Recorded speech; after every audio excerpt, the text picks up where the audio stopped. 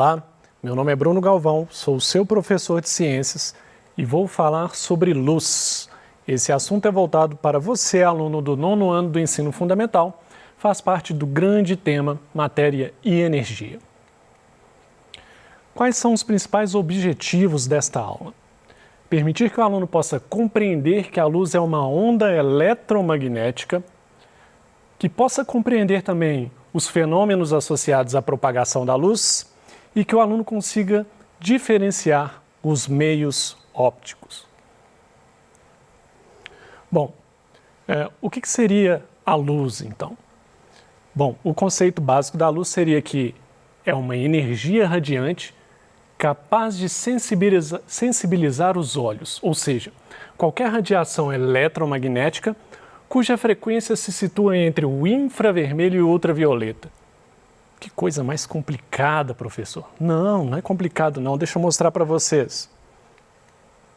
Repare aqui nessa figura, vamos ver essa história de ultravioleta e infravermelho. Na ponta esquerda aqui, quando eu mostro essas várias cores aqui, nós temos aqui a cor violeta. Antes do violeta é o ultravioleta. O ultravioleta nós não enxergamos. É uma onda eletromagnética, assim como a luz. Nós falamos de ondas eletromagnéticas na aula anterior. Ou seja, é uma onda que não precisa de meio material para propagar. Ela consegue propagar até no vácuo, no espaço. E nós enxergamos a partir do violeta. Nós conseguimos enxergar violeta, azul, verde, amarelo, laranja, vermelho e variações dessas cores, várias variações. Mas antes do violeta, nós não conseguimos enxergar esse tipo de onda eletromagnética, que é o ultravioleta. Quando a gente chega lá no vermelho, que é o máximo que a gente consegue enxergar, e várias variações do vermelho, chega um ponto que entra no infravermelho. É uma onda eletromagnética que passou do vermelho, entrou no comprimento de onda do infravermelho. Então, o infravermelho é uma onda eletromagnética que tem um comprimento de onda que está acima do vermelho, nós não somos capazes de enxergar. O infravermelho, inclusive, é muito utilizado naqueles filmes de exército, que o camarada coloca um óculos, aí ele consegue ver o movimento dos corpos através de calor, e normalmente os filmes mostram aquela imagem meio avermelhada. Aqueles óculos são óculos chamados de infravermelho, porque eles percebem calor. E o ultravioleta, que está lá antes do violeta, que nós não conseguimos enxergar, é fácil lembrar, imagino que muitos alunos já ouviram falar, na radiação ultravioleta da luz solar. Então, a luz visível nada mais é do que essas ondas eletromagnéticas que os nossos olhos conseguem perceber. Isso é luz visível. Qualquer onda eletromagnética abaixo do comprimento de onda que nós conseguimos enxergar ou acima dele, não é mais luz, não é luz visível. Bom, a luz é uma onda eletromagnética e ela vai ter comportamento diferente de acordo com os meios em que ela pode se propagar. Nós temos 3 tipos de meios básicos. Os meios transparentes, que são aqueles meios que permitem a propagação da luz. O ar, bom, aqui eu estou aqui respirando ar, aí na sua casa você está respirando ar. O ar, ele deixa a luz passar com tranquilidade. A água limpa também, uma água bem limpinha, se você jogar uma luz na água, a luz atravessa a água, se ela estiver limpinha, com facilidade. A gente chama esses meios de meios transparentes. Pode ser um vidro também, um vidro bem limpinho. Temos também os meios translúcidos. O que seria um meio translúcido? Não é assim como os transparentes, que deixa passar a luz toda. É um meio que vai permitir a propagação parcial da luz, vai deixar parte da luz, vai fazer com que a luz ela passe ali no meio daquele material de uma forma que ela vai encontrar mais obstáculos. Então, são meios translúcidos. O nevoeiro, o vidro fosco, ou seja, vai deixar passar um pouco de luz, mas não completamente. E temos, finalmente, o terceiro tipo de meio, que é o meio opaco. Os meios opacos, eles não permitem propagação da luz. Uma parede, o nosso corpo mesmo. A luz não atravessa o meu corpo, a luz não atravessa um aparelho de televisão, a luz não atravessa uma parede. Eu tenho aqui esses 3 itens para demonstrar esses 3 tipos de meio aqui e vou mostrar para você agora.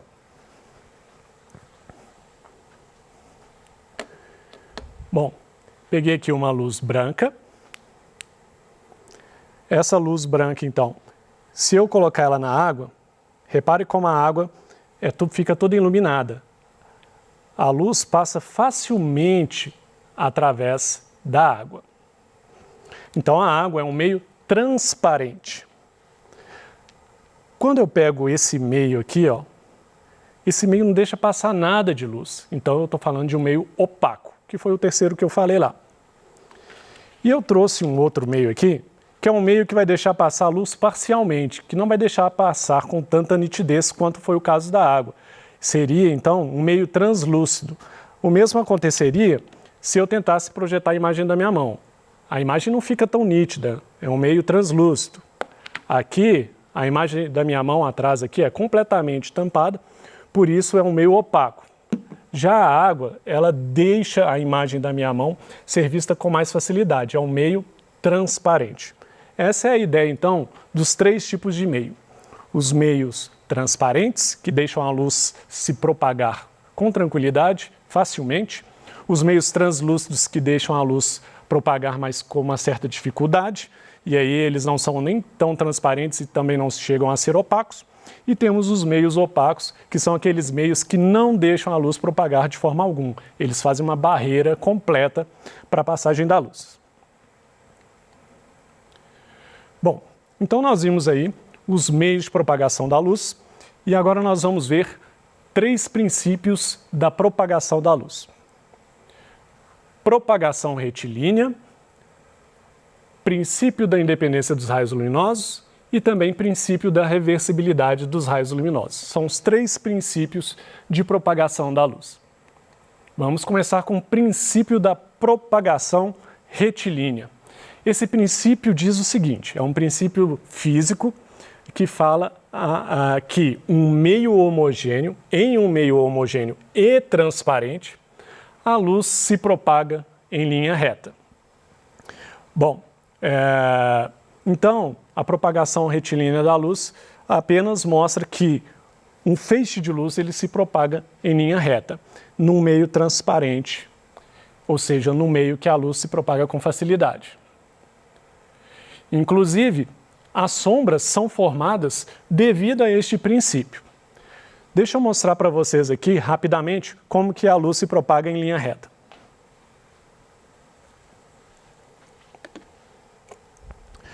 Eu acho que o laser é o melhor exemplo, porque se eu coloco esse laser aqui em linha reta em direção a esse obstáculo, veja, ele não está fazendo curva, ele está indo retinho aqui e batendo neste obstáculo. A luz se propaga em linha reta. Às vezes não percebemos isso porque temos, na maioria dos ambientes, na nossa casa, uma luz que é mais difusa, uma luz que tem feixes que vão para todos os lados iluminando a casa inteira. Mas quando você tem um feixe de luz mais direcionado, como é esse caso aqui, você vê claramente que a luz se propaga em linha reta. E o fato de se propagar em linha reta é o que permite a formação de sombras.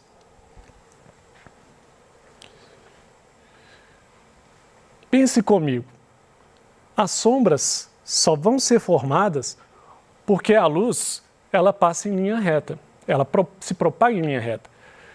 Para formar uma sombra atrás de mim, a luz tem que vir reta e uma parte dela tem que ser parada pelo meu corpo, né? O meu corpo é um meio opaco, meu corpo vai impedir que parte da luz passe para trás e com isso vai formar uma sombra no chão. Se a luz não se propagasse em linha reta, ela poderia vir aqui no meu corpo, ó, já que ela faz curva, ela podia fazer assim, ó, fazer uma curva e iluminar atrás do meu corpo, não poderia? Mas é assim que acontece? Não, não é assim que acontece. A luz não faz curva, o corpo do Bruno, aí desviou aqui e iluminou atrás do corpo do Bruno. A luz não se comporta dessa forma. A luz se propaga em linha reta e é por isso que existe a sombra. A sombra só pode ser formada porque a luz se propaga em linha reta. A luz não faz curva. O interessante disso é que isso explica o processo de umbra e penumbra. Vamos ver o que é isso. A umbra é a região em que a luz é completamente bloqueada por um objeto opaco, que seria o caso que eu falei agora, a luz batendo em mim e formando uma sombra. Então você pode pensar que umbra é a mesma coisa que sombra. Já a penumbra é uma região em que apenas parte da luz foi bloqueada por um objeto opaco. Bom, a parte de penumbra às vezes pode ser um pouquinho mais difícil de imaginar e por isso vamos ver isso numa figura aqui. Tá aqui, ó. Eu coloquei aqui uma lanterna à esquerda da figura. Essa lanterna está projetando uma luz que eu representei com a cor amarela, só que no meio do caminho aqui tem uma bolinha vermelha aqui que está impedindo a passagem da luz. E essa luz vai bater aqui, ó, nesse anteparo, que seria uma tábua branca, eu representei com branco, seria um fundo. E essa luz, quando vai bater lá no fundo, você vai ter uma sombra formada dessa bolinha. Essa bolinha impediu a luz e aqui está a sombra dela, ou a umbra. Quando a gente fala sombra, a gente está falando de umbra. Veja aí a setinha apontando, a umbra é bem no centro aí, é onde a luz não passa nada e a bolinha está tampando completamente a passagem de luz. Só que é comum formar ao redor dessa umbra uma região que não é tão clara, que a luz não passa toda, mas que parte da luz foi bloqueada também por essa bolinha, mas essa luz ela vai passar aqui pelas beiradas da bolinha, por fora da bolinha, e vai formar um halo um pouquinho mais escuro do que a região que passa a luz totalmente, mas uma região mais clara do que essa sombra total, do que essa umbra. Essa região que eu representei de cinza aqui, ó, ao redor da sombra total, ao redor da umbra, essa região é que a gente chama de penumbra. Então a gente tem a umbra, que é a sombra mesmo de verdade, e nós temos a penumbra, que é uma região em que a luz passa parcialmente. Bom, já que nós temos a formação de sombras por causa do princípio da propagação retilínea da luz, isso também explica os eclipses, porque os eclipses, eclipse solar e eclipse lunar, nada mais são do que sombras projetadas. Então, os eclipses solares e lunares, os totais, são umbras, são sombras. Portanto, seguem esse princípio. Vamos ver nessas próximas figuras como ocorrem os eclipses. Aqui primeiro vamos ver o eclipse lunar. O que seria o eclipse lunar? Bom, primeiro eu gostaria de deixar bem claro que as proporções de tamanho entre Terra, Lua e Sol não são reais nessa figura, são apenas representativas. Só para você ter uma ideia, o diâmetro do Sol é aproximadamente 100 vezes maior que o diâmetro da Terra. Então, quando você pensa numa circunferência e você passa uma linha no meio dessa circunferência, você tem o diâmetro. O diâmetro do Sol é 100 vezes maior que o diâmetro da Terra, tá? Então, isso aqui é só uma representação. A Lua está até parecidinho, porque a Lua aproximadamente tem um quarto do diâmetro da Terra. Bom, então vamos ver aqui nessa figura. O Sol está jogando a sua luz no planeta Terra e a Lua, nesse momento, a Lua também gira ao redor do planeta Terra. Os dois giram ao redor do Sol, mas o que importa agora é que a Lua gira ao redor do planeta Terra. Quando a Lua está passando atrás do planeta Terra, quando eu falo atrás, eu estou falando em relação ao Sol, ok? Repare que a Terra está fazendo uma sombra na Lua. Essa luz representada pelo amarelo, quando bate na Terra, você tem uma região aqui que eu coloquei a cor preta, representando a sombra, e essa sombra, então, está impedindo que a Lua receba a luz solar. É isso mesmo, porque a Lua não tem luz própria. Professor, eu vejo a Lua lá à noite, toda iluminada, bonitinha. Exatamente, iluminada pelo Sol. Quando a Lua recebe a sombra da Terra, não tem luz nenhuma. A Lua não tem luz própria, o Sol sim, ok? Então isso aqui eu chamo de eclipse lunar.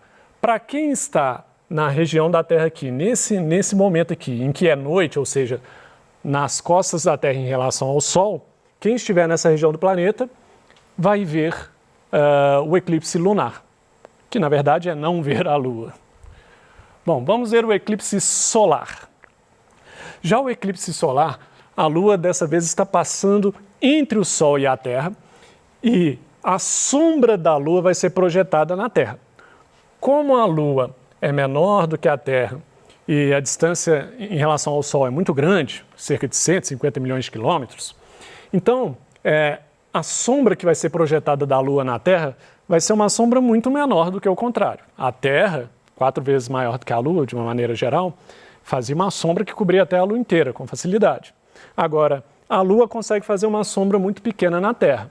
Então, esse aqui é um eclipse solar. Quem está nessa região de sombra que está aqui na Terra não vai conseguir ver o Sol, durante um tempo muito pequeno, inclusive.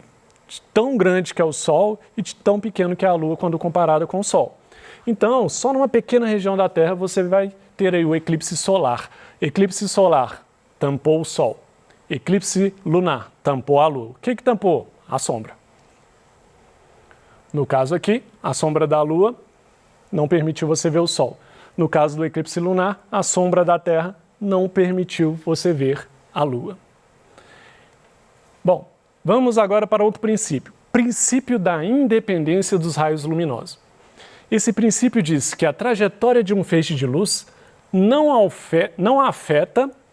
afetado ou não afeta a trajetória de outro ponto de luz. Se eu colocar aqui um exemplo aqui, ó, 2 lanternas, uma com a luz verde e outra com a luz amarelada. Bom, eu cruzando esses raios de luz, do outro lado as luzes continuam seguindo tranquilamente, não tem interferência nenhuma. Elas não mudam de caminho, elas não batem uma com a outra, elas simplesmente se atravessam e continuam seu caminho facilmente. Vou mostrar isso aqui rapidinho.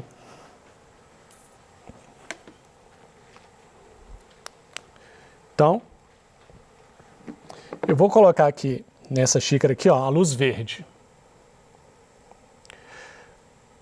Se eu vier com essa luz branca e colocar passando dentro da luz verde, não alterou em nada, alterou? Ou seja, esses 2 feixes de luz se atravessam sem interferir em nada com o caminho um do outro. É um processo natural e não ocorre nenhuma interferência. Nós chamamos isso de princípio da independência dos raios luminosos. Os raios luminosos são independentes. E o último princípio é o princípio da reversibilidade dos raios luminosos.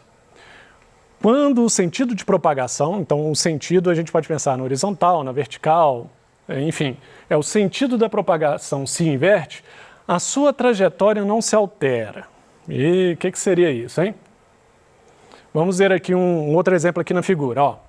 Tem uma lanterna aqui apontando para um espelho. Acompanhe esse raio verde da lanterna. Esse raio de luz verde bateu no espelho e seguiu outro sentido. Reparem bem nessa figura aqui, ó, que eu agora vou trocar a lanterna de lugar. Eu vou colocar a lanterna no mesmo sentido do raio que bateu o espelho e mudou de direção.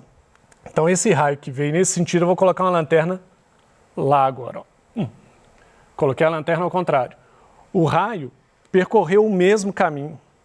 Eu inverti o sentido que o raio estava se propagando, ele estava se propagando num sentido, bateu no espelho, voltou.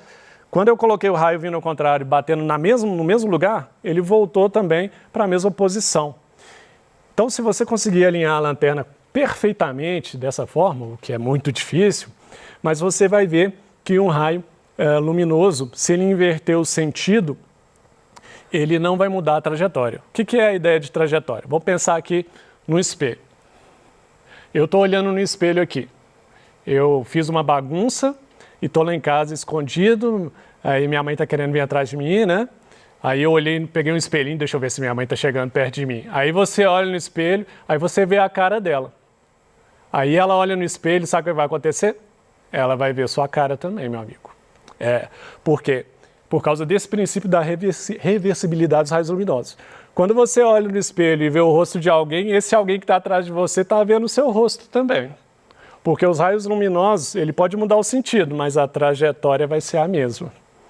Então, não se engane, nada de aprontar, pegar o espelho e tentar ficar escondido e ver se está chegando perto não, viu? Bom, enfim, essas são as ideias. Nós falamos basicamente dos meios ópticos, que são os meios transparentes, os meios translúcidos e os meios opacos. Nós falamos dos princípios de propagação da luz também. são assuntos muito relevantes para a física, e a luz é um assunto que vale a pena você estudar, porque é um assunto muito interessante, vale a pena você ler bastante sobre a luz. Para você ter uma ideia, a luz ela tem uma velocidade no vácuo de 300 mil km por segundo. Isso mesmo, não é por hora não, 300 mil km por segundo. É como ir daqui na Lua em 1,3 segundos, mais ou menos. A luz é interessantíssima, sugiro, leiam muito sobre a luz. E desejo a você bons estudos.